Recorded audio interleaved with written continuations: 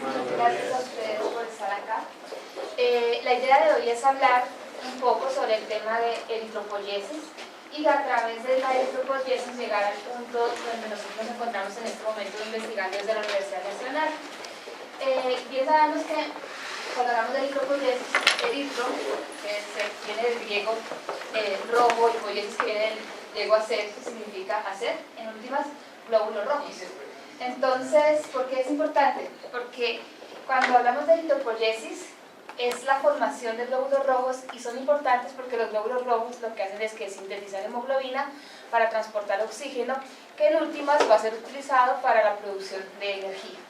Cuando hemos hablado de eritropoyetina, yo creo que uno más la ha asociado con algunas noticias que yo les traigo, tres, digamos, en general. Por ejemplo, en el ámbito del doping, ¿cierto? De las primeras que se escucharon, por ejemplo, en 1998, cuando Pantani, uno de los mejores escaladores que se han tenido, y Ulrich, un alemán, resultaron investigados por presuntamente haber hecho doping durante las carreras en las que participaron, y en el 99 se confirma que sí, que habían hecho doping. Pantani ha presentado un hematocrítico superior al 50%, 52%, lo cual ya estaba por encima de lo que era permitido por la Unión Ciclística Internacional. Y en el 2005, Ulrich admite que había hecho doping, incluso lo despojan del tercer puesto que había ocupado en el Tour. Tenemos otro caso muy conocido, muy sonado, Armstrong, ¿cierto? Armstrong en el 2012 es acusado ya sistemáticamente por la USADA de que había consumido sustancias que ayudaban a mejorar el transporte de oxígeno, que sustancias EPO, eritropoyetina, al igual que el caso de Pantani y también de Ulrich. Y en el 2013, entonces Armstrong dice, sí, yo consumí eritropoyetina, entre otras sustancias como hormona de crecimiento, testosterona, que en últimas lo que ayudan también es aumentar lo que vamos a hablar hoy, la eritropoyesis y la formación de glóbulos rojos. Entonces, en el 2013, por supuesto, entrega su medalla olímpica. En el 2012 le despojan de todos los títulos que había ganado en el Tour de Francia, los 7, y entonces se abre, digamos, toda esa polémica sobre el uso de sustancias como la eritropoyetina para incrementar esa producción de glóbulos rojos y aumentar el transporte. Bueno, otro tema es, no sé si ustedes escucharon hablar en el 2007, para ya ir enfocando la eritropoyesis y cómo se relaciona con el tema que hoy vamos a hablar, que es la hipoxia. En el 2007 la FIFA, no salió la imagen, pero en el 2007 la FIFA dice y prohíbe supuestamente que se jueguen torneos internacionales sobre los 2.500 metros sobre el nivel del mar. Supuestamente porque eso afectaba la salud de los futbolistas y también por el fair play, digamos que para tener que todos los futbolistas tuvieran las mismas condiciones fisiológicas y que no algunos se vieran beneficiados por los efectos que puede tener la hipoxia sobre la eritropoyesis. Entonces luego dicen, no, ya no es 2.500, entonces sobre 3.000 metros ya no se puede jugar, y finalmente esto se tumbó y no se siguió, pero sí abrió la puerta para que algunos científicos, por ejemplo los australianos y los alemanes, en cabeza por ejemplo, del doctor Smith de Alemania y la doctora Bachmann, hicieron algunas investigaciones relacionadas con ese cambio en el transporte de oxígeno cuando se juega, específicamente fútbol, sobre los 3.000 metros sobre el nivel del mar o en altitud moderada. Realmente los hallazgos que ellos encontraron pues no fueron concisos, no se supo realmente si sí es bueno, si sí es malo, pero digamos, esto nos sirve para abrirnos un poquito y mirar lo que vamos a hablar hoy, y es cómo, por un lado, la eritropoyesis se puede ver afectada por manipulaciones, ya sea por dopaje, o podemos tener otro ámbito que vamos a hablar hoy, que sería la hipoxia. Bueno, entonces, vamos a hablarles un poquito de historia, espero no aburrirlos, pero es importante saber de dónde viene esto de la eritropoyetina. Nosotros cuando hablamos de eritropoyetina tenemos que ir más de 100 años, desde 1882, Paul Berti, que es considerado el padre de la aviación, hizo sus primeros estudios ascendiendo a México en México, a la altura de México, y notaban que las poblaciones, o sea, las masas de células rojas se incrementaban. Y es cuando ellos dicen, bueno, hacen su primera publicación en francés, y a partir de esto comienza a decirse, hay alguna variable, hay alguna hormona que está produciendo que se incrementen esas células rojas. ¿Por qué ese incremento de células rojas? En 1890, François Gilbert, ya en los Andes peruanos, ellos hacían accesos a los Andes peruanos, o sea, hacían científicos que iban y probaban de lo que querían investigar y encontraban también que se producía un incremento de las células rojas. Luego, ya hacia 1900, viene un estudio muy interesante que lo hace Carnot, el cual él lo que hace es coger conejos que eran anémicos, coge sangre de esos conejos anémicos, 10 mililitros de sangre, y se la inyecta a conejos que no eran anémicos. ¿Qué pasa? Al coger la sangre anémica, eso es un estímulo hipóxico. ¿Por qué hipóxico? Porque está disminuida la presión de oxígeno en esa sangre, y lo que hace es inyectársela a los conejos que no eran anémicos, y por supuesto, ¿qué pasaba? Se aumentaba la producción de células rojas. Luego tenemos unos estudios ya hacia el 52, donde ya querían decir, bueno, listo, hay algo que incrementa esa producción de glóbulos rojos, ¿sí? Pero debe haber alguna parte del cuerpo donde se estimula esa producción de glóbulos rojos. Entonces estos investigadores grandes llegan y cogen unos electrodos que eran sensibles a la presión de oxígeno, se los colocan en la médula de ratones, ¿sí? Estos animales, estos ratones eran anémicos, y entonces veían que el ratón era anémico, o sea que estaba disminuida sus glóbulos rojos, pero que ahí donde tenían puesto ese sensor, la presión de oxígeno no cambiaba, o sea, no había ningún cambio en esa presión de oxígeno. Entonces dijeron, bueno, por lo menos a nivel de la médula no se está produciendo esa hormona, que no se sabía cómo se llamaba, que va a producir ese cambio o va a incrementar la producción de glóbulos rojos. Bueno,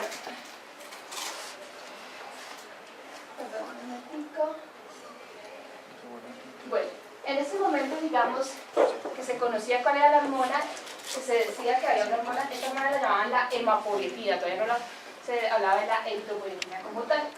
Ya en 1953, entonces, este señor Jacob, ¿qué hace? Él va a los experimentos que había hecho Carnot, coge los conejos otra vez, pero como los conejos antes solamente les habían sacado 10 mililitros de sangre, dijo, ahora vamos a ponerlos muy anémicos. Les sacan 150 mililitros de sangre a los conejos, les bajan el hematocrito en 20%, y esa sangre muy anémica se la pasan a conejos que no eran anémicos, les inyectan ya no 10 mililitros, sino 200 mililitros de sangre. Entonces vieron que el estímulo fue mucho mayor y se producía mayor cantidad de células rojas. Ya con este antecedente, en 1955, entonces dijeron, bueno, entonces, definitivamente está la hormona, definitivamente hay un estímulo que aumenta la eritropoyesis, vamos a mirar en dónde se está dando. Entonces hicieron un experimento muy interesante en el que cogen dos grupos de ratas. O sea, las ratas fueron las que más sufrieron en esa época. A una les quitaron la hipófisis. La hipófisis sabemos que regula el metabolismo basal. Al quitarle la hipófisis, entonces ese metabolismo basal disminuía, pero las ratas tenían oxígeno, su presión de oxígeno era normal, su sangre era normal. Eso lo llamamos a hablar de ratas pletóricas. Entonces, claro, al tener las ratas una cantidad de oxígeno normal para su función, pero el metabolismo basal disminuido, ¿qué pasaba?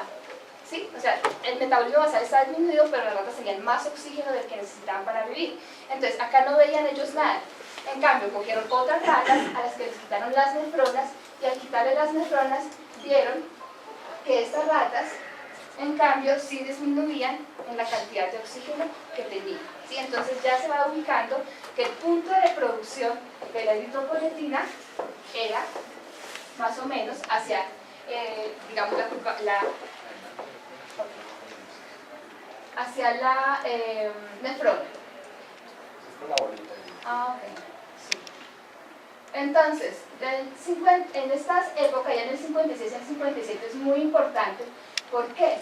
Porque ya se establece que es básicamente a nivel del riñón donde se producía la eritropoyetina. Ya hablamos de eritropoyetina, ya hablo de hemapoyetina.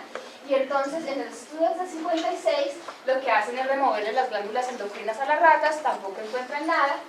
Este señor Sandy Kranz le dice a Jacobson, oiga, yo creo que definitivamente son los riñones porque tengo pacientes que han tenido falla renal crónica y estos pacientes con falla renal crónica presentan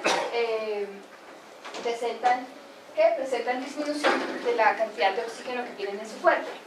Mientras que algunos que tenían hipernefronas, es decir, nefronas muy grandes, producían mayor cantidad de oxígeno que se veían reflejado en una mayor eritropoyesis. Entonces, para ya confirmar que eran los riñones, cogen varios grupos de ratas y lo que hacen es, a una les quitan las nefronas de manera bilateral, ¿sí? A otras les hacen la parotomía y a otras les ligan los úteros. ¿Cuáles fueron las ratas que realmente no produjeron EPO en respuesta a un estímulo tóxico? Las que les habían quitado las nefronas. Entonces queda confirmado que el punto de producción de la eritropoyetina era el riñón. ¿Estaríamos claros? Bueno. Ya es importante, ya hacia el 77 se logra aislar el gen de la eritropoyetina a partir de orina de pacientes anémicos que tenían anemia plástica. Este señor Miyake le entrega el gen aislado de eritropoyetina a esta industria Amgen. Amgen, bajo la dirección de este señor, trabaja en los anticuerpos contra la eritropoyetina y logran producir eritropoyetina, y estamos hablando de 1985. ¿Por qué contarles la historia? Mira que es un proceso desde 1882 hasta 1985 para lograr sintetizar eritropoyetina. Luego, hasta 1989 sería aprobada por la FDA para que esta fuera comercializada, pero ojo, la idea era que fuera comercializada con fines clínicos, en pacientes con insuficiencia renal crónica o con o sin diálisis, ¿sí? No que fuera utilizada para, digamos, mejorar el rendimiento deportivo. Pero finalizando los 90 es cuando comienza a utilizarse la eritropoyetina con estos fines, con fines ilegales en el deporte. ¿Por qué? Porque lo que se quería aumentar era la capacidad de transporte para tener más oxígeno en las células y poder producir mejor, más energía y tener mayor nivel de resistencia. Entonces acá vuelvo al cuento de Pantani, vuelvo al cuento de Armstrong, ¿cierto? Y de muchos ciclistas, porque es el ciclismo lastimosamente el que dio de qué hablar en cuanto a la utilización de eritropoyetina. Bueno, entonces, ¿qué es la eritropoyetina? La eritropoyetina es esto. Es una glicoproteína, porque glicoproteína es una proteína que tiene muchos grupos de glucosa. Esa, como ya vimos, entonces definitivamente sabemos que esta eritropoyetina se va a producir a nivel del riñón exactamente en unas células que llaman células productoras de eritropoyetina renal. ¿Dónde se encuentran estas células? Estas células se encuentran acá, justo al lado de los fibroblastos ventriculares intersticiales. Pero tenemos también otro órgano, el principal, el riñón. Por eso es que cuando a las ratas les quitaban las nefronas, las ratas no podían producir eritropoyetina y por tanto no se disminuía la producción de glóbulos rojos.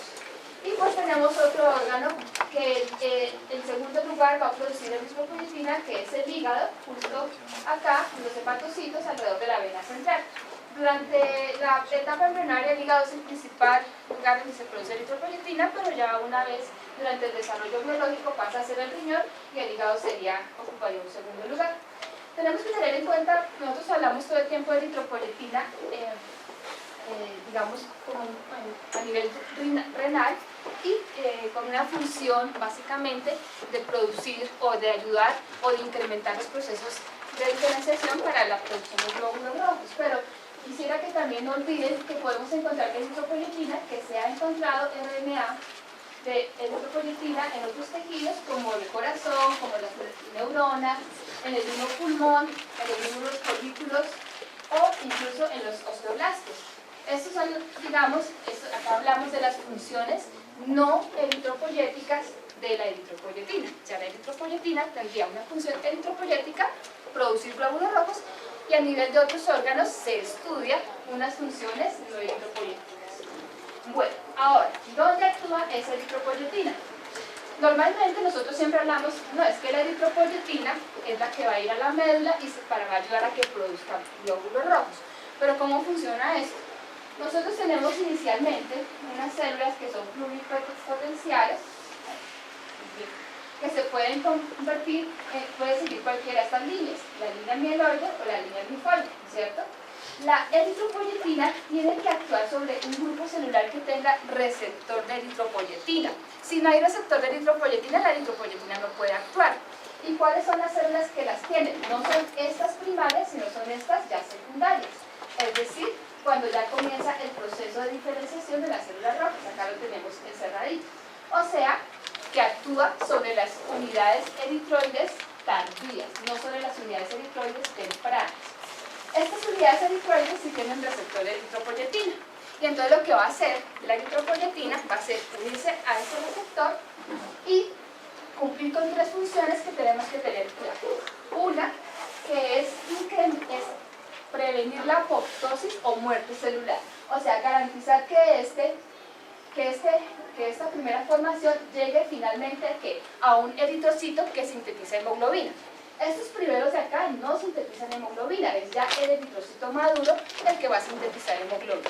Eso es lo que va a hacer la eritropoyetina. La eritropoyetina no produce glóbulos rojos, trabaja en prevenir la apoptosis, trabaja en el proceso de diferenciación celular, ¿sí? Que esto que está acá llegue a convertirse acá y finalmente estas células primarias, que las vamos a llamar células respondientes a la eritropoyetina como tal se va a encargar de que estas células se produzcan, ¿sí? Va a regular lo que llamamos la proliferación celular. Entonces, tres funciones. Una, prevenir apoptosis, muerte celular. Dos, garantizar la diferenciación celular. Y tres, la proliferación de las células. Porque esa eritropoyesis, es decir, ese proceso de producir glóbulos rojos, va a depender de la cantidad de células que responden a la eritropoyetina y va a depender de la cantidad de eritropoyetina que hay. Por ejemplo, si hay pocas células que responden a la eritropoyetina, se va a requerir más eritropoyetina. Por lo contrario, si hay menos células que responden a la eritropoyetina, si hay más células que responden a la eritropoyetina, se requiere menos eritropoyetina para los procesos de eritropoyesis. Bueno, entonces, ¿por qué todo este cuento? Para ya irnos acercando un poquito más al tema específico. Entonces, la eritropoyetina, como vimos, lo que va a tener su función en garantizar que haya una adecuada masa de glóbulos rojos. Esa es la función final, a través de todas las que le mencioné anteriormente. Entonces, estos glóbulos rojos son importantes porque yo creo que sabemos que del 100% del oxígeno que transportamos en el cuerpo, el 97% va ligado al glóbulo rojo. ¿El resto cómo se transporta? Disuelto. O sea, ¿y nosotros podríamos vivir de ese 3% disuelto en sangre? No, o sea que básicamente, ¿qué es lo que se vuelve importante? El oxígeno ligado a la hemoglobina. ¿Y dónde se sintetiza la hemoglobina? Dentro del glóbulo rojo, ¿sí? Entonces, este transporte a través de la hemoglobina, ese transporte de oxígeno, es lo que va a garantizar, en últimas, que realmente haya la disponibilidad de oxígeno necesaria para cualquier actividad, incluso para estar acá sentados, y pues obviamente ya cuando vayamos a hacer ejercicio físico, pues para las demandas de ejercicio físico. Y nosotros, ¿cómo sabemos, digamos, que nos da cuenta de ese proceso de eritropoyesis? Tenemos varios factores. Nosotros podemos ir a hacernos un cuadro hematológico y mirar cómo estamos del hematocrito, cómo estamos de la concentración de hemoglobina. Pero ¿qué pasa con el hematocrito y qué pasa con la concentración de hemoglobina? ¿Quién me cuenta qué es la concentración de hemoglobina o qué es el hematocrito? ¿O por qué debemos pensar en otras variables que nos den cuenta de este proceso eritropoyético? ¿Qué se les ocurre? ¿Ya? ¿De qué depende la concentración de hemoglobina? ¿Qué es la concentración de hemoglobina? La concentración de hemoglobina es la cantidad de hemoglobina en gramos que hay en un decilitro de sangre, ¿cierto? ¿La sangre por qué está compuesta? Células y qué más. ¿Y? ¿Señor? Plasma, ¿cierto? El plasma puede aumentar o disminuir, ¿cierto? Entonces, si el plasma aumenta por cualquier situación, por ejemplo, una situación patológica, renal, donde se retiene líquido, ¿qué pasaría con esa concentración de hemoglobina? Disminuye, pero ¿disminuyó la hemoglobina?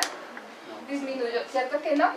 Aparentemente le diría, uy, sí, disminuyó la concentración, o sea, disminuye la concentración de hemoglobina, pero no es la hemoglobina la que está disminuyendo. Entonces, vemos cómo tanto el hematocrito, que se refiere a los glóbulos rojos, como la concentración de hemoglobina, son variables que dependen de ¿qué? De los cambios en el plasma, ¿cierto? O sea, no nos dan cuenta exactamente del proceso real eritropoyético que se esté produciendo en un cuerpo.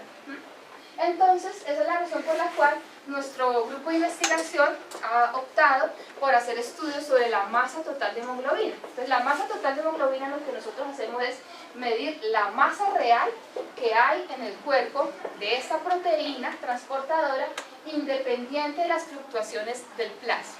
¿Claro? Bueno, para este procedimiento,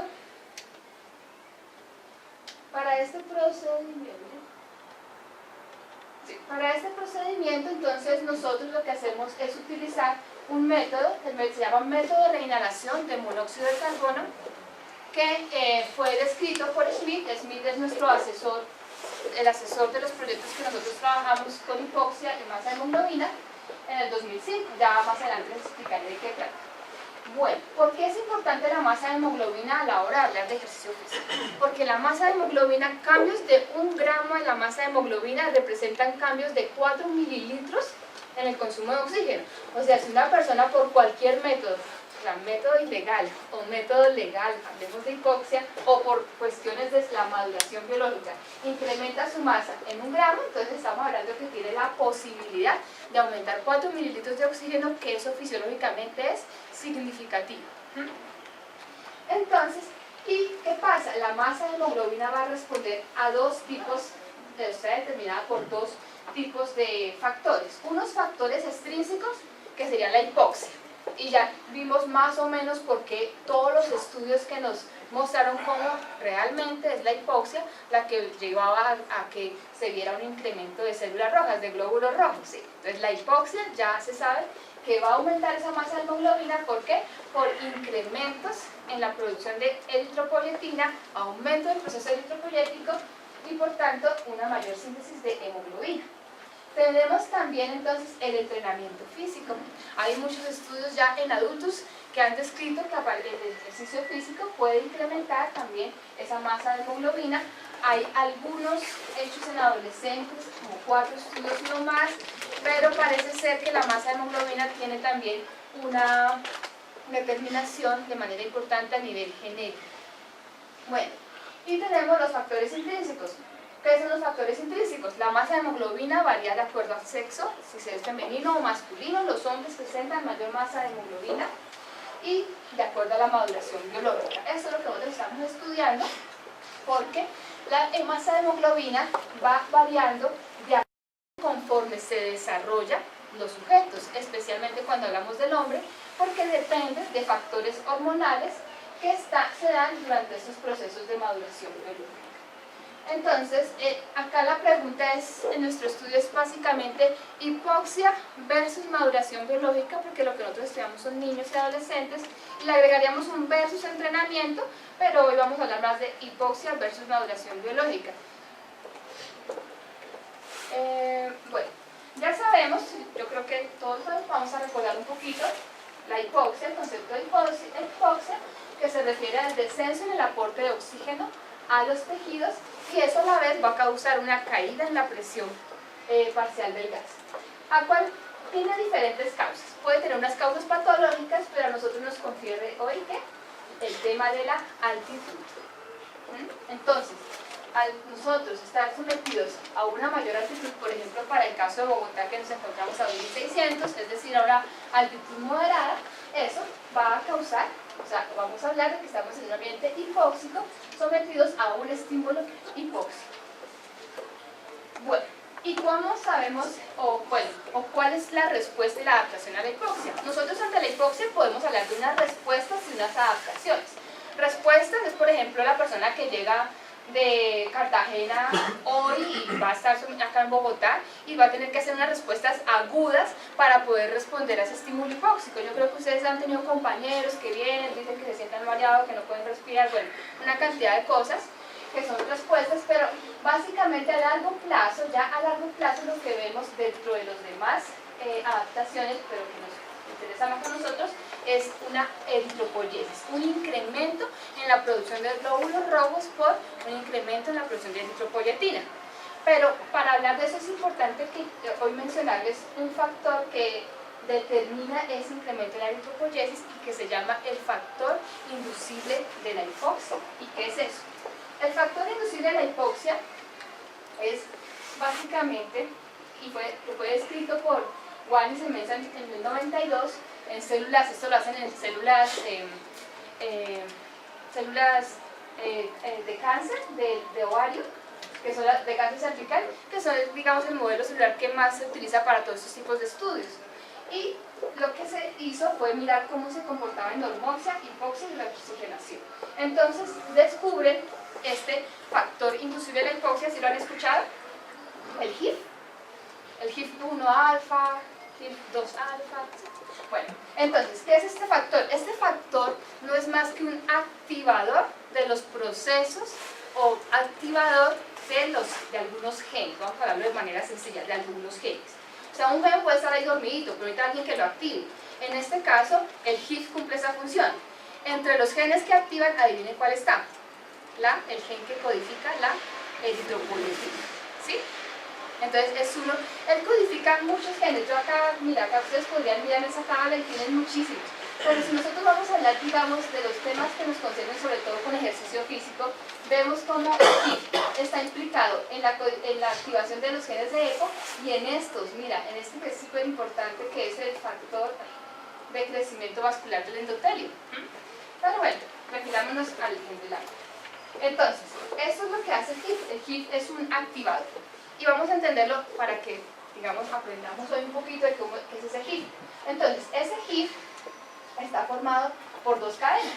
A una la llaman 1-alfa y a la otra la llaman 1-B. ¿Que dónde se encuentra? Resulta que este HIF, ¿sí?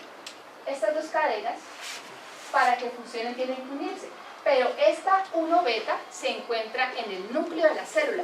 Es una cadena que ya está ahí constitutiva, o sea, que no cambia, que siempre está ahí. ¿Quién es el que tiene que unirse para que funcione? El HIF 1-alfa. Y es esa parte, la 1-alfa, la que va a actuar, hagan de cuenta, como un sensor si hay normoxia o si hay hipoxia, ¿sí? Si hay oxígeno o no hay oxígeno, es esta la que va a responder. Entonces, puede pasar dos cosas. Que haya normoxia. Si hay normoxia, ¿qué pasa? Este HIF 1-alfa se degrada, ¿sí? O sea, se mantiene estable, se degrada. Pero si hay hipoxia, este HIF 1-alfa se expresa, va y se une con 1-beta y conforma lo que se llama el HIF alfa, el HIF 1-alfa, el HIF alfa, perdón, la unidad HIF. Y de esta manera va a quedar constituido completamente para poder producir o activar el gen de la EPO, en este caso. Entonces, bueno, vamos a discutirnos un poquito de esto para que lo sepan. Yo creo que vamos a mostrar este dibujito que se tiene más. Entonces, esta es la unidad 1-alfa, esta es la unidad, acá está la unidad 1-alfa. Esa unidad 1-alfa, básicamente, cuando hay oxígeno, pues el oxígeno reacciona con algo. Entonces, ¿qué hace? Lo que hace el oxígeno es que a veces se pega a unos residuos, a unos aminoácidos que se encuentran acá, se llama prolina, y ese proceso se llama prolidroxilación, ¿sí? Entonces, acá el oxígeno se pega acá a los residuos de prolina, los hidroxila, y acá a uno que es de asparagina, este que se encuentra acá. ¿Qué pasa cuando se pega el oxígeno a eso? Cuando los hidroxila, a través de hidroxilasa se llama. ¿Cuáles hidroxilasas? Uno encuentra una que se llama la PH2, uno encuentra otra que se llama factor de inhibición del HIF. Bueno, entonces, ¿qué pasa? Cuando eso está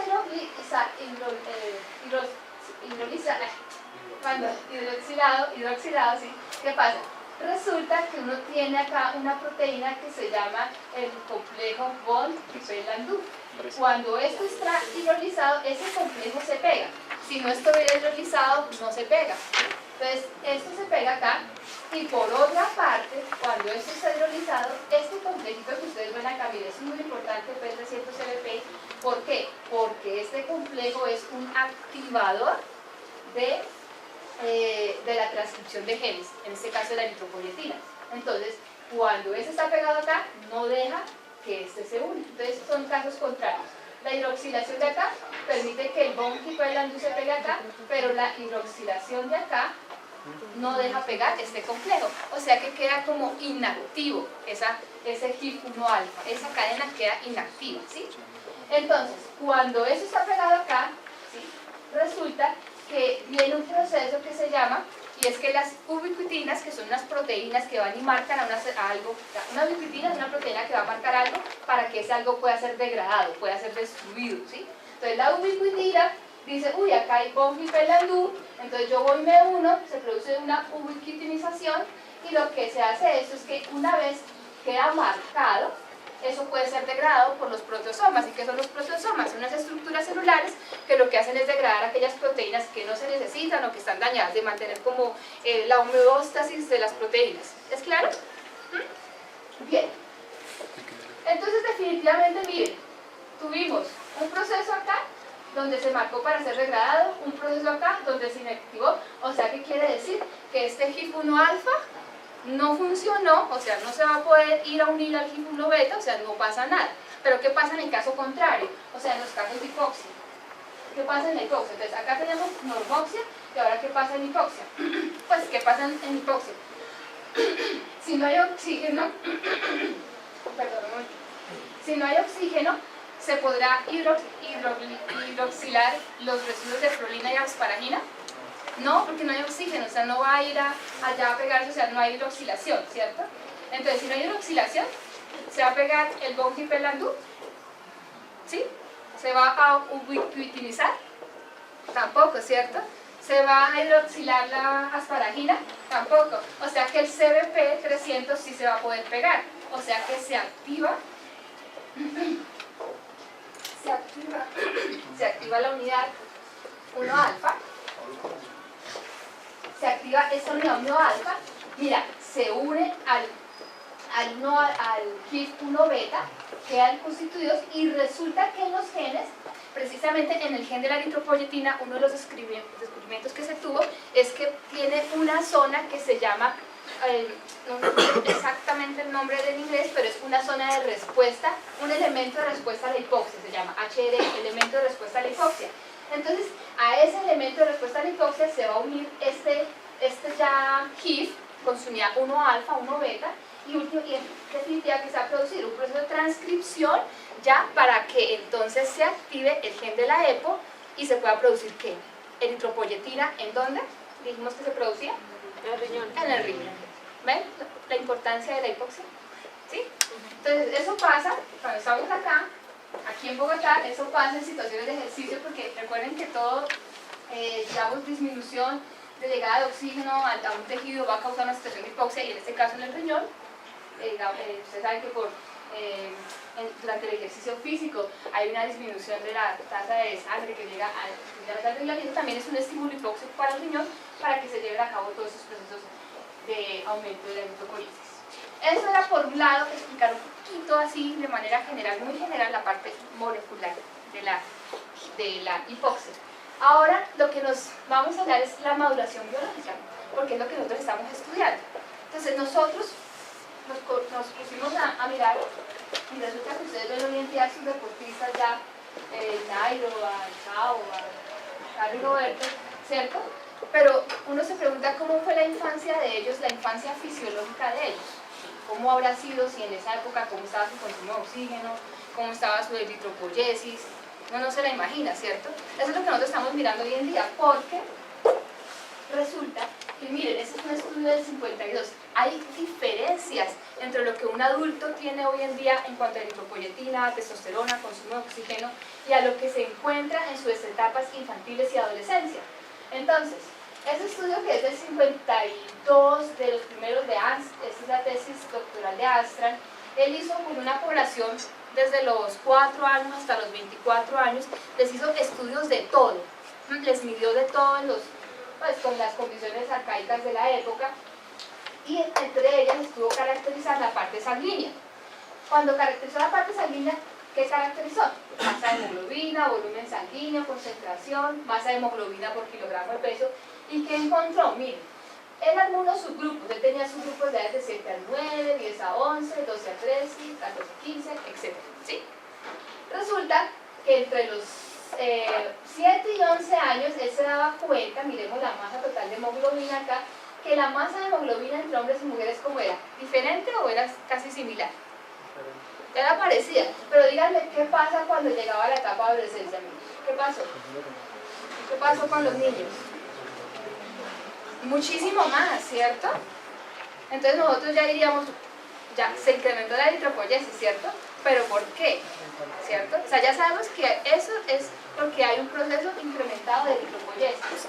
Ahora miremosla acá por kilogramo de peso, la masa de hemoglobina que uno necesita por kilogramo de peso, que es lo que más nos interesa, porque uno, digamos, las diferencias individuales en peso son las que nos interesa estudiar. Entonces, ¿cuánta masa de hemoglobina necesita ella con respecto a ella? Porque podemos tener dos niñas de la misma edad, pero ella pesa diferente y sus necesidades de hemoglobina pues son diferentes, ¿sí?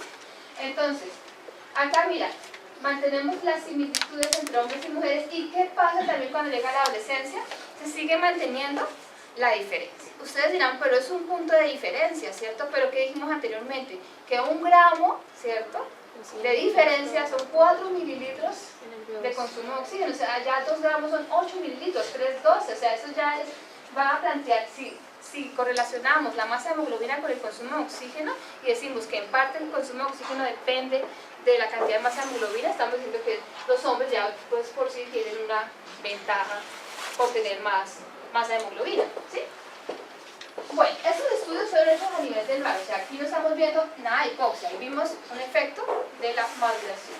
Acá lo podemos ver más claramente, pues es la misma tabla, pero en una gráfica donde vemos cómo ese punto es aquí donde se incrementa de mayor manera la producción en los hombres, está entre la edad de los 12 y 13 años, o sea, la edad del desarrollo, la edad en que se incrementa la producción de ciertas hormonas en los hombres.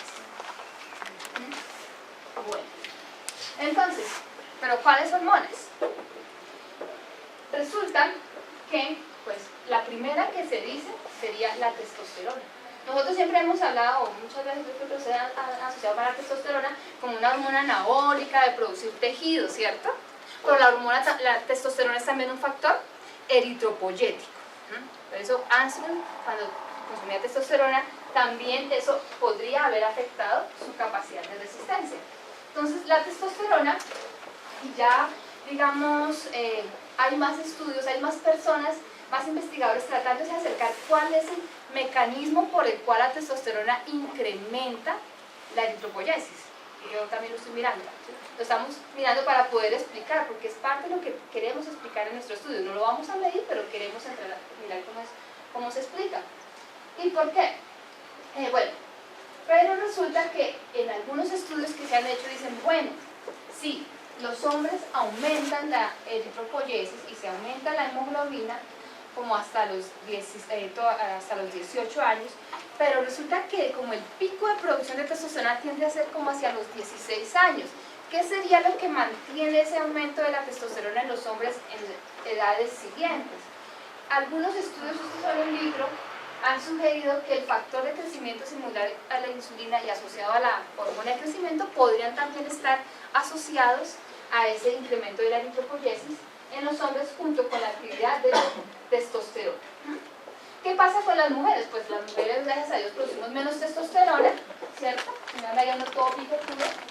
Entonces tenemos menos testosterona, pero tenemos más progesterona y estradiol, que van a tener unas funciones que ayudan a compensar lo que no tenemos en testosterona, ¿sí? O sea, nosotros no nos quedamos atrás, ¿sí? Por ejemplo, cuando, a ver, ¿alguien sabe, por ejemplo, cuál sería la función de la progesterona o cómo nos podría ayudar a nosotros la progesterona a equilibrar esa desventaja que tenemos al no tener tanta testosterona? ¿No? ¿Mira? O sea, además de ponernos la progesterona melancólicas y todo eso. Sería la progesterona.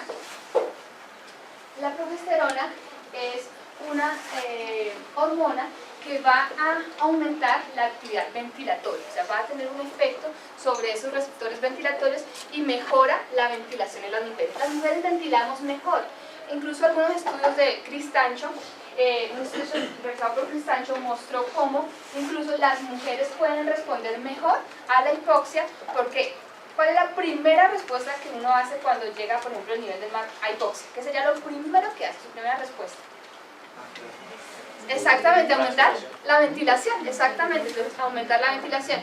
Entonces, si las mujeres ventilamos mejor, teóricamente, ¿quiénes responderían mejor a la agudamente a la hipoxia? Pues las mujeres, los hombres pues aparentemente no. Pero tenemos otra cosa, y es que el estradiol, no les podría explicar porque tenemos que seguirlo buscando, parecería ser que el estradiol inhibe los procesos de eritropoyesis. O sea, mientras el estradiol inhibe la eritropoyesis y nos condena a tener menores consumos de oxígeno, la testosterona se la aumenta a los hombres.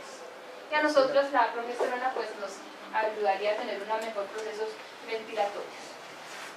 Bueno, y ahora el cuento de la testosterona. El cuento de la testosterona es viejísimo, porque el cuento de la testosterona viene desde los estudios que se hacían en el 62, pero se hacían con mujeres que tenían cáncer de seno. Estas mujeres por el cáncer de seno presentaban anemias muy graves, y entonces ¿qué hacían? Les suministraban testosterona. En esa época no se medía masa de hemoglobina ni eritropoyetina, pero se medían reticulocitos, concentración de hemoglobina y hematocrito. ¿Y qué se veía cuando se les administraba testosterona? Pues miren, el incremento en los reticulocitos, que es el glóbulo rojo inmaduro, ¿cierto? Ya pues cuando madura, ¿qué se veía? Un incremento en el hematocrito y en la síntesis de hemoglobina, visto como concentración de hemoglobina y hematocrito. Eso es viejo. Pero hoy en día, digamos, se está tratando de explicar cómo la testosterona es un factor eritropoyético. Entonces, en adultos hay mucho descrito, pero en los niños no. En los niños y adolescentes la cuestión es un poco más pobre. Perdón, me dicen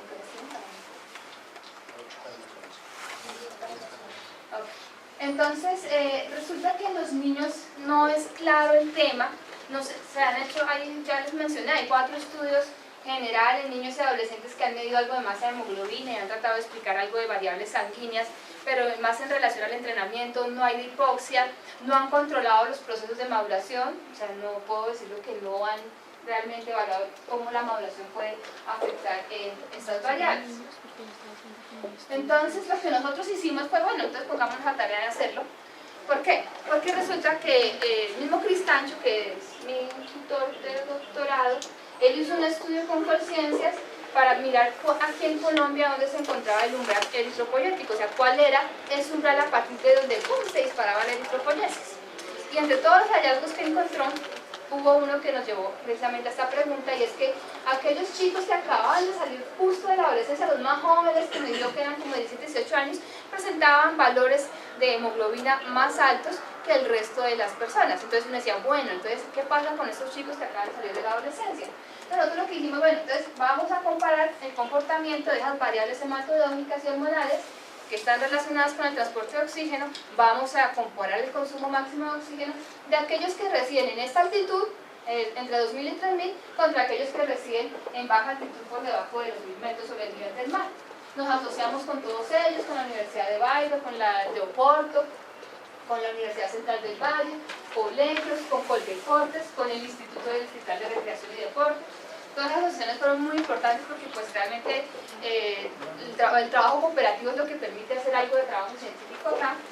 Y propusimos un estudio, en este caso descriptivo, de corte transversal. Por ahora no se puede hacer cosas longitudinales porque hay que primero poder descaracterizar la población para luego ya pues poder, digamos, proponer algo de tipo longitudinal, que es la idea que tenemos en mente también. Cogimos 2 altitudes. En cada altitud, entonces tomamos niños entrenados en resistencia, niños no entrenados, y para baja altitud lo mismo. Los analizamos por niñas, por niños, por diferencia de sexo, y dentro de cada grupo armamos subgrupos por edad cronológica y armamos subgrupos por edad biológica a partir de la evaluación de la maduración sexual.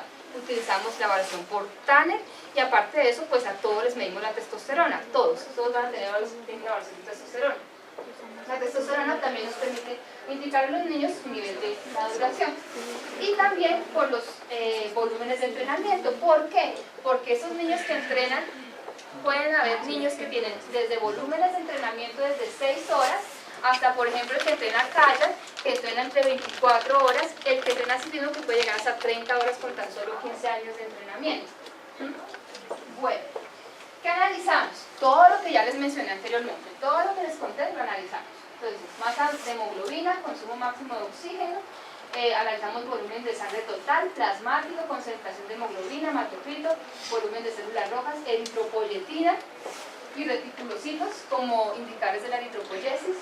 Analizamos hormonas, la testosterona no está acá, pero la analizamos, la ferritina y la proteína C reactiva. Eso se analiza así pegadito, porque es que uno puede tener a veces incrementos de la ferritina por procesos inflamatorios, entonces para no tener falsos positivos se analiza la proteína C reactiva. Y miramos cómo todo esto se afecta por la edad cronológica, por la edad biológica, por las características del entrenamiento, por la composición corporal, por el sexo y por la altitud en la que se encuentran estos niños. Entonces, nosotros acá cogimos niños de todas las ligas que estaban adscritas a Bogotá, de ambos géneros, entre 9 y 18 años, que hayan nacido o que hayan vivido por lo menos los últimos 3 años a esta altura, lo mismo para baja altitud. Baja altitud lo estamos haciendo en Tuluá, estamos terminando en Tuluá. ¿Listo? Colocamos unos criterios de inclusión que nos permita saber que no hay alguna variable que afecte, por ejemplo, la eritropoyesis o que afecte, digamos, el comportamiento del hierro, que también lo analizamos, y que sean normopesos. Bueno, esto es en el Laboratorio de Fisiología de la Universidad Nacional. Entonces nosotros hicimos una convocatoria, presentamos un proyecto a las diferentes instituciones que les mencioné. Este es un proyecto que, por ser por niños y adolescentes, pues se requiere consentimiento de asentimiento informado, y arrancamos. Entonces, a estos niños, para ambas ciudades, esto es en ambas ciudades, un trabajo largo, se les hizo una historia clínica para obtener el concepto de aptitud. Esta historia clínica fue, no es la historia clínica normal que se utiliza, para eso nos reunimos con las personas de Coldeportes, incluido con el profesor Cerrato y los estudiantes residentes, y se hizo un formulario que permitiera determinar que los niños, porque es una población que tiene mayor riesgo, no es tan fácil trabajar con los niños, no tuvieran riesgo para poder hacer pruebas como era la prueba de consumo máximo de oxígeno. Se les ha realizado electrocardiograma en reposo. Evaluamos todas las características de actividad física que se hace. A ellos se les aplicó un cuestionario donde se les preguntaba todo lo que su deporte, sobre intensidad, volumen diario, volumen semanal, clases de educación física, las clases de las escuelas deportivas, todo. Se les preguntaba para poder saber cuánto ejercicio físico hacen a la semana. Se hizo un proceso antropométrico, esto lo hizo una nutricionista certificada en ISAC 2, se utilizó el GOR estándar, que es evaluación antropométrica por 5 componentes, y se evaluó el TANE. El TANE se hizo por coevaluación con el médico, y también a partir de la parte antropométrica se puede obtener un índice de maduración que se puede cruzar con el TANE también para establecer también el grado de maduración.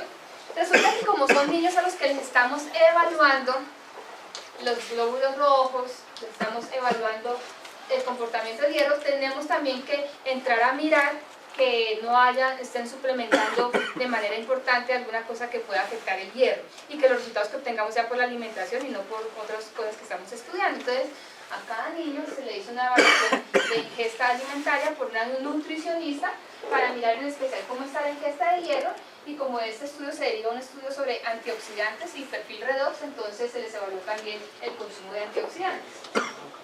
Esto es la evaluación nutricional, nosotros de este proyecto se han realizado 6 tesis de maestría. Ella está realizando su tesis de maestría en tratar de establecer la relación entre la masa de hemoglobina y el consumo, la ingesta de hierro. Estos son ciclistas de la Fundación Esteban Chávez. Hicimos una muestra de sangre para establecer la línea de base del cuadro hematológico completo. Incluimos también medición de reticulocitos, el IRF relacionado con los reticulocitos. Esto lo hizo el Laboratorio de Control al Dopaje, siguiendo todas las normas dadas por la WADA para la recolección de la muestra de sangre. Se obtuvo un cuadro hematológico y los plasmas los tenemos congelados para hacer todo el análisis hormonal correspondiente. Se les hizo luego una prueba de consumo máximo de oxígeno a todos. Esto fue también un tema muy controvertido con el grupo de Coldeport, con el profesor Cerrato, con el grupo de IRD, éramos todos buscando la mejor información, porque cuando uno busca, bueno, ¿cómo evaluamos los niños y los adolescentes en consumo de oxígeno? Eso no es tan fácil, ¿sí? Y más cuando tenemos entrenados, no entrenados, hombres, mujeres, uno de 9 años, el otro de 16. Entonces, nosotros nos arriesgamos por algo, no sé si a la hora de presentar el trabajo nos van a dar duro por eso, pero fue a apostar a un poquito a la individualidad. Entonces lo que hicimos, a partir de la literatura y de la realización de pruebas piloto, fue establecer protocolos. Primero, protocolos para los no entrenados, los dividimos por edad, o sea, protocolos de los 9 hasta los 14 años y protocolos para los que tenían 14 años en adelante, y dentro de los no entrenados, diferencias por hombre y mujer. Ellos se evaluaron en bicicleta, y les explico por qué, porque mucha gente me ha dicho, pero es que debe haberlos evaluado en banda porque es que la cosa natural del niño es correr. Pues nosotros hicimos la prueba de probabilidad en banda, pero ponga a una niña de 9 años a una banda que va incrementando, simplemente las pruebas tocaba pararlas. Entonces lo dejamos en bicicleta. Luego cogimos a los entrenados, los dividimos también primero por deporte, porque no puedo evaluar al atleta igual que el ciclista o igual que el patinador. Hicimos protocolos para los atletas, patinadores, ciclistas. El patinador se evaluó en patinadores, ciclistas, ciclomontañistas se evaluaron en cicloergómetro, atletas se evaluaron en banda sin fin, pero se hicieron protocolos de acuerdo también a la edad, de acuerdo al sexo y de acuerdo a la disciplina, porque también dentro del atletismo teníamos marcha y teníamos pues los de semifondo y los de fondo. Y dentro del ciclismo no es lo mismo evaluar al ciclista de ruta al evaluar al ciclomontañismo. Entonces, ciclomontañista, teníamos que tener también protocolos diferentes. Pero en últimas, digamos, los resultados que hemos obtenido son buenos, las pruebas fueron toleradas y no se presentaron eventos adversos a esas pruebas. Bueno, y finalmente hicimos la medición de masa de hemoglobina. Ya les voy a explicar, pues estas son fotos de las tomas de muestra de sangre, muy feliz tomándose la muestra de sangre. Sí, no. No sé cómo se pone a hablar los videos. Bueno, ¿tú ya? ¿Lo viste? Ah, ya.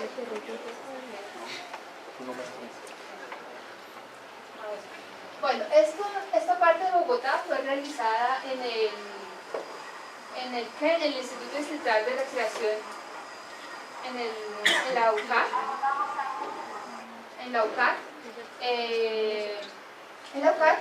acá tenemos, por ejemplo, estos son ciclistas de Canápolis, de la Fundación de Esteban Chávez. Acá tenemos, por ejemplo, les quería mostrar un ejemplo de una prueba. Este es un niño, mira cómo cambian las cosas. Esto también fue consultado con los entrenadores, nosotros tampoco nos inventamos las cosas porque sí. Esto fue, acá también lo viste, para poder andar el video. Sí. Creo que el siguiente diapositiva. Ah, entonces, lo siguiente. Ya.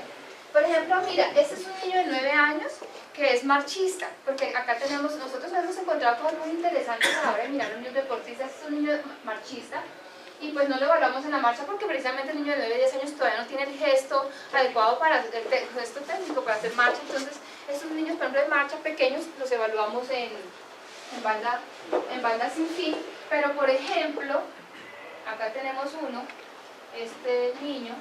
Esta es Selección Colombia, está precisamente en un Panamericano de marcha en Perú.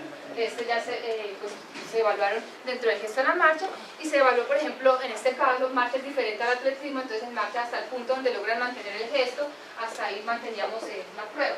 Entonces miren que no es fácil cuando uno tiene una variabilidad, tanta variabilidad en la población, ¿cierto? Cuando tienes deportistas de diferentes disciplinas. Bueno, acá tenemos la toma de muestra para terminar con este tema.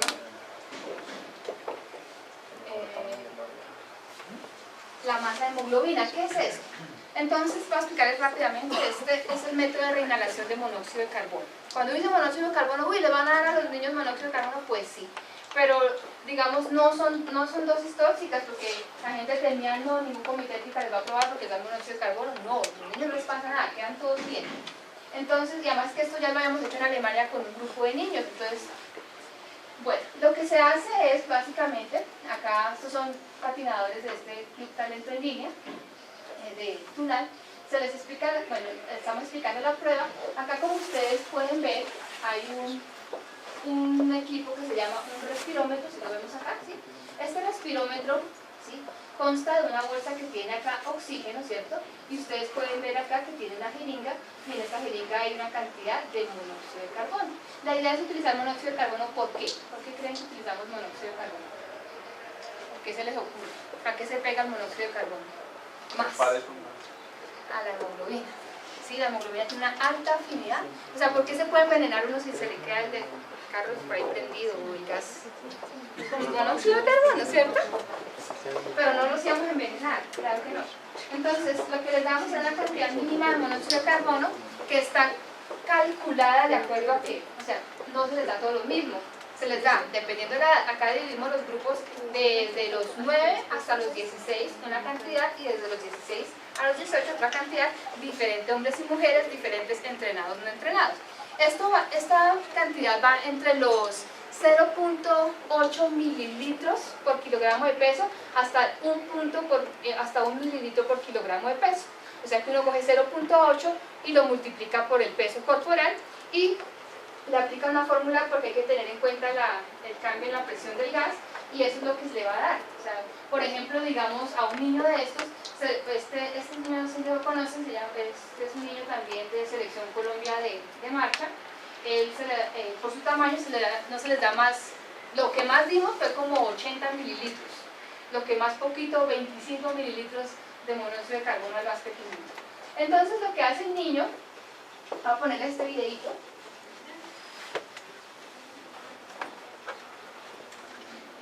Bien, entonces, ¿qué hacemos? Llega la persona en reposo, acá está en reposo, nosotros lo que hacemos es ponerle una cremita y vamos a obtener sangre capilar en reposo para mirar qué, la carboxihemoglobina en reposo, ¿sí? Entonces obtenemos una cantidad de sangre en reposo. Ella es también marchista y luego entonces vamos a comenzar con la prueba. Una vez que obtenemos esto, hay que tener en cuenta lo siguiente. Hay que tener en cuenta algo. ¿Qué medimos en reposo? La carboxihemoglobina medida por sangre capilar, y vamos a mirar también a través de un sensor de monóxido de carbono cuánto monóxido de carbono llega a la persona, porque pues en el traslado, los buses, todo, ¿cierto?, puede tener cierta cantidad, y eso lo medimos con un sensor de monóxido de carbono en partes por millón.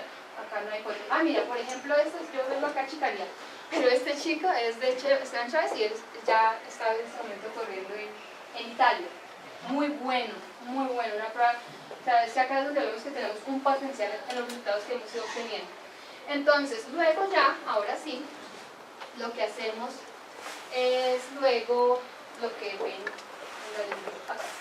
Entonces, la persona, le colocamos el aparato, tiene la nariz tapada porque no pueden haber fugas. Es muy importante el control de las fugas durante la prueba. Lo que va a hacer es soplar todo el aire que tiene para desocuparse completamente, y una vez desocupado va a aspirar, y nosotros le vamos a dar esto que es el monóxido de carbono más el oxígeno. Entre esa mezcla de gases, la persona la sostiene bien. Ahí la está soplando. Ella ahorita nos va a avisar, nos avisó, le dimos la cantidad de monóxido, lo sostiene, le contamos 10 segundos sosteniéndolo para permitir que el monóxido vaya a buscar lo que tiene que buscar, que son células, y luego, como se llama reinhalación, va a estar respirando a través de esa estructura durante 2 minutos. Mira que este es el sensor de monóxido de carbono que les hablé al comienzo.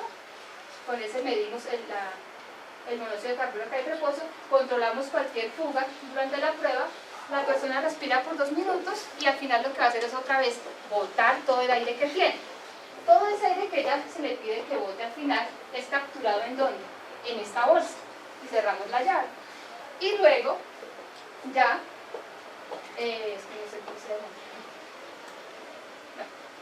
luego ya lo que se hace al final es comenzar a mirar todos los puntos donde hayamos tenido monóxido de carbono. Entonces, ¿qué hacemos? Terminamos la prueba a los 2 minutos. A los 6 minutos tomamos nuevamente una muestra de sangre capilar de la oreja para mirar los cambios en la carboxihemoglobina.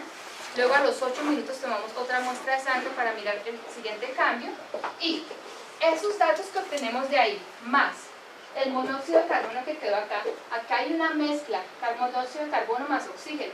Nosotros miramos cuánto hay en litros y cuánto de esos litros es monóxido de carbono. Después de la prueba también ponemos al sujeto otra vez en ese sensor de monóxido de carbono que les mostré a que boten aire, y también vamos a sumar. Para en últimas tener que, vamos a tener que, venga, les muestro acá un ejemplo de lo que se obtiene, para que vean cómo es la cuestión. Un segundo, quiero que miren esto. ¿Qué hay los datos que se obtienen?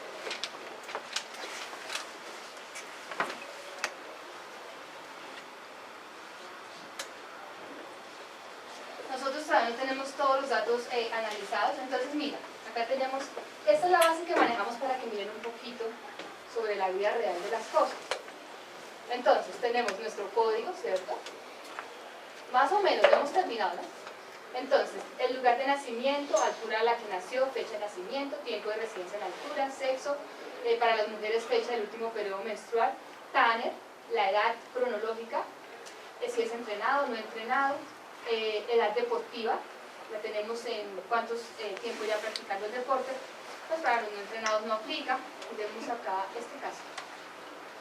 Volumen de entrenamiento horas a la semana, volumen de entrenamiento minutos al día, frecuencia de entrenamiento, bueno, el entrenador, si ha practicado otros deportes anteriores, acá ya está la talla, peso, y entonces acá, ¿qué condiciones tenemos que controlar? Controlamos la presión atmosférica, controlamos la temperatura, tomamos hematocrit, necesitamos valores de hematocrito venoso, de concentración de hemoglobina venosa.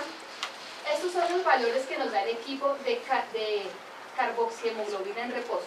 Realmente, si uno lo ve esto acá, -1, -0,9, eso no significa nada. Lo que a nosotros nos interesa son los deltas, los cambios después de que el sujeto ha inhalado el monóxido de carbono, ¿sí?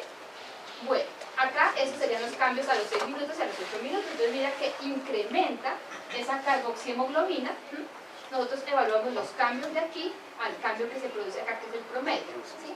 Acá tenemos el CO, el monóxido de carbono administrado, en este caso 56 mililitros, el volumen de la bolsa, el que les dije que después de que el sujeto soplaba, vamos y miramos cuántos litros tuvo, 2.9, de esas mezclas que es oxígeno, porque el sujeto botó, perdón, CO2, monóxido de carbono, entonces hay 210 partes por millón de monóxido de carbono, y este es el monóxido de carbono que nosotros le medimos con el sensor de monóxido de carbono al inicio, que queríamos saber cuánto se había respirado de los buses, ¿sí?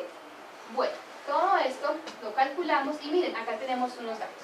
Entonces, tenemos que este niño, que es un deportista, sabemos que es un deportista porque está con el código EH, entrenado en hipoxia, tiene una masa total de hemoglobina total de 808, por ejemplo, un volumen eritrocitario de 2.231.7 mililitros, un volumen sanguíneo de 5.354 mililitros, un volumen plasmático de 3.123, pero miren esto, o sea, esto es increíble, porque es que esto no se aprovecha, o sea, ni siquiera los valores que hay de estudios europeos le llegan a los tobillos a esto, o sea, un europeo en las previsiones que se hemos realizado no pasa de los 13 gramos, el mejor, y acá en Bogotá es muy normal encontrar 15.9, 14.7, 16.2 gramos por kilogramos de hemoglobina en niños que no tienen más de 15 años, 14 años, ¿sí?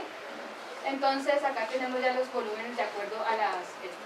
Yo les podría mostrar más datos y les podría incluso demostrar que incluso tenemos niños, miramos un no entrenado, para que ustedes vean que aquí estamos, volvemos a nuestra respuesta inicial, a nuestra pregunta inicial, hipoxia versus maduración biológica. Entonces, maduración biológica sí, hay un efecto de la maduración, pero mira este efecto, por ejemplo, el no entrenado.